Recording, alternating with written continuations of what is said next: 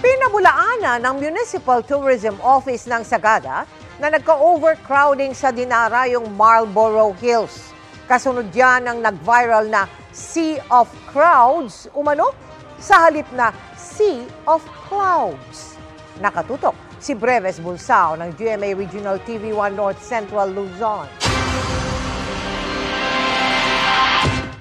Malamig na klima at mayamang kultura.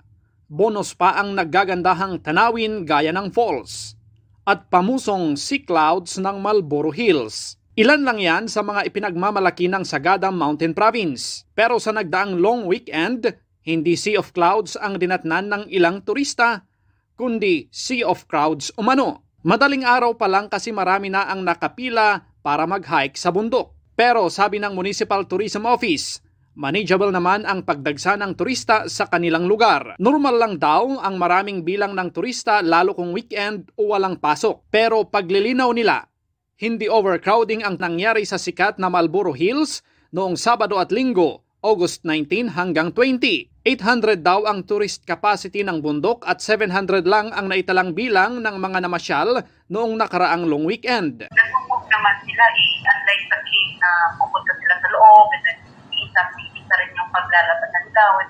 So it's still manageable pa naman. Pinaghahandaan na rin nila ang paparating pang long weekend bago matapos ang Agosto. Pag andito sila sa Sagada kasi na-accommodate na sila sa mga tourism area, nagpo-police presence kami, tapos andun kami sa area. Mula sa GMA Regional TV 1 North Central Luzon at GMA Integrated News, Breves Bulsao, nakatutok 24 oras.